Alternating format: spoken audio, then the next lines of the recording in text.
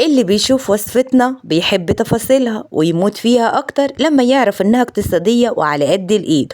ولو انتي يا قمر بتدوري على حاجة جديدة وحاجة مميزة وسهلة وبسيطة، تابعينا للآخر وكمان اعملي اشتراك، لأن في شغل جامد جدا يستاهل وجود الأمارات معايا. وبالله عليكم ما تنسونيش في اللايك، وما تنسونيش في كلام كل زي العسل بالكومنت البسيط.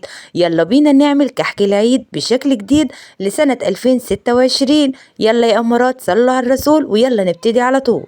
دايما بداية وصفتنا 3 أكواب دقيق، حاجة بسيطة واقتصادية، 3 بس في كل وصفة، وكمان 5 معالق زبدة متماسكة. ساعات بنحط زيت وساعات بنحط زبدة، المرة دي وصفتنا فيها زبدة وتبقى متماسكة، وتتأكدي ان الدقيق شربها. لازم تفركيها كويس جدا عشان ما تسيبيش حتة ما فيهاش سمنة. وكمان يا أمارات هننزل بنص معلقة بيكنج باودر وكيسين فانيليا باودر. هندي الخليط العسل ده تقليبه بسيطة، عايزين ندخله شوية هوا، ودي خطوة مهمة جدا يا قمر. وبعد كده هنجيب علبتين زبادي طبيعي ونخفقهم بالمعلقة قبل ما ننزلهم على الخليط بتاعنا. وبعدين يا قمرات 3 معالق كبار سكر، ولو بتحب الحلويات زودي شوية.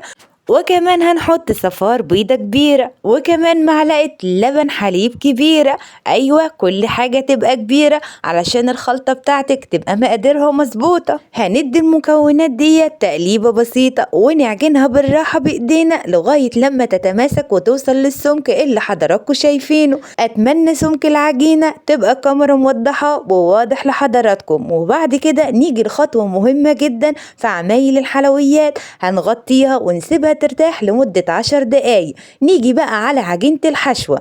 عجينة الحشوة مكسرات وتبقى 200 جرام، يعني أقل من الربع كيلو، حاجة بسيطة. وكمان 5 معالق سكر يا سكر، ومعلقة عسل أو معلقتين مربى المشمش، وأنا هنا حاطة مربى المشمش.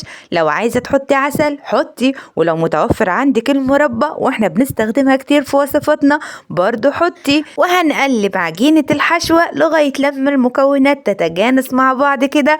وبعد كده بقى نرجع للعجينة العسل بتاعتنا، كحك العيد بشكل جديد لسنة 2026.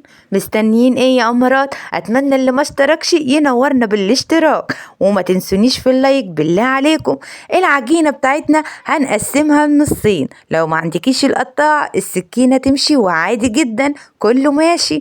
وبعد كده هنبرم كل نص لوحده، وعايزين نقسمها ل11 قطعة متوسطة الحجم، ولو طلعت معاكي 12 ما يضرش. ولو عندك ميزان، وكتير مننا بيحبوا الميزان يبقى موجود في المطبخ، اوزني يا قمر وطلعي كل قطعة قد بعضها، وهتبقى وصفتك شكلها اجمل واجمل. وبعد كده يا حبايب قلبي هنمسك كل قطعة ونكورها كويس جدا. اهتمي بالكورة اللي في ايدك، كوريها جامد لغاية لما تتدور وتاخد شكل جميل معاكي. وبعد كده هنحطها في طبق وهنسيبها ترتاح لمدة 10 دقايق، ودي خطوة من خطواتنا المهمة جدا في كل وصفة. ولازم نغطيها كويس علشان احنا في الشتاء والجو ساقع، يعني لو جربتوها اليومين دول وفرصتكم انكم تجربوا وصفاتنا قبل العيد علشان تاخدوا خبرة وما تخافوش، مقاديرنا كلها واحدة. وقلت لكم قبل كده في فيديو من الفيديوهات، هاتوا المكونات وتسلوا فيها واحدة واحدة وما تزنقوش نفسكم. هاتوا الدقيق وخلوه في البيت، يعني وليكن 5 كيلو، وهاتوا البودر وليكن علبة ومش غالية، وكمان الفانيليا هاتوا علبة وبرضه مش غالية، وواحدة واحدة على مهلكوا وانتوا هتلاقوا كل المكونات موجودة في قلب مطبخكم.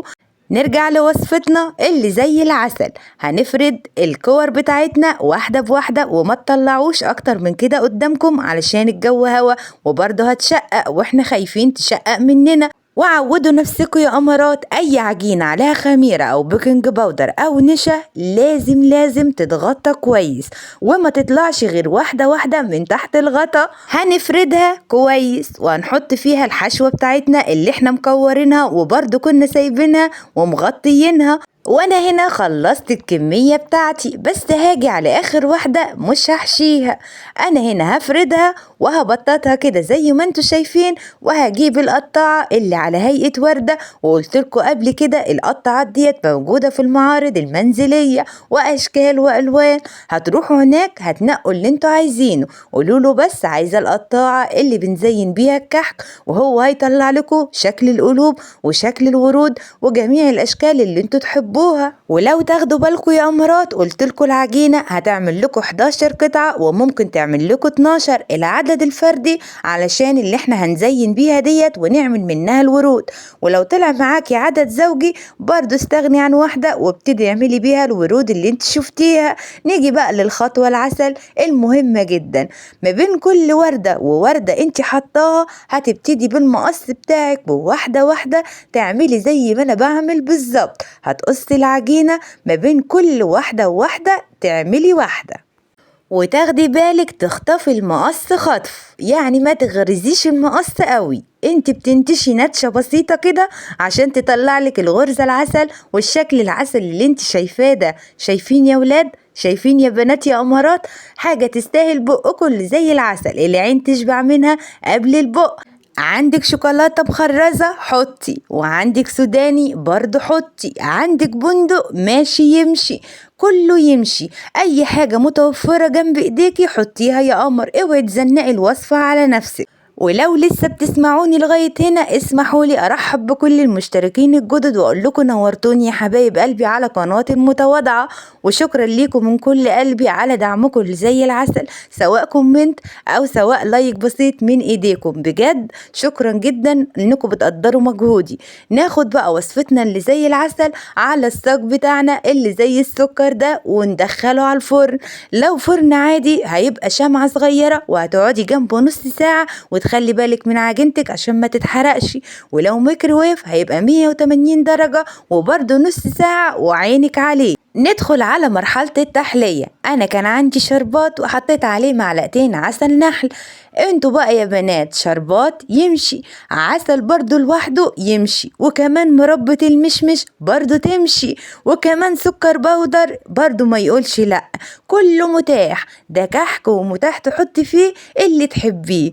وانا بكده اقدر اقول لكم وصفتنا النهاردة خلصت، بس هفتح لكم واحدة عشان تشوفوا الجمال والحلاوة من جوه عاملة ازاي. ولو عايزين تحطوا فيها لحمة مفرومة يبقى هتستغنوا عن السكر في كل اللي احنا عملناه، وهيطلع برضو زي العسل وطعمه جميل جدا وهتحبوه واطفالكم هيحبوه. النهاردة وصفتنا خفيفة وسهلة وبسيطة وما بتاخدش لا وقت ولا مجهود، وكمان لو انتوا شفتوها من الاول اتأكدتوا انها اقتصادية وما فيهاش اي مشاكل، وممكن اي قمر فيكم تقوم تقف في المطبخ ربع ساعة وتعمل الوصفة اللي زي العسل دي. اسمحوا لي يا اصدقائي ان احنا نقدم اخر وصفات عملناها عشان اللي داخل جديد يعرف قناتنا المتواضعة ديت بتقدم وصفات شكلها عامل ازاي. وبكده اقدر اقول لكم استنونا بكرة فيديو جديد بوصفة جديدة سهلة وبسيطة واقتصادية وعلى قد ايديكم مع ام رودي وست الحبايب. والسلام عليكم.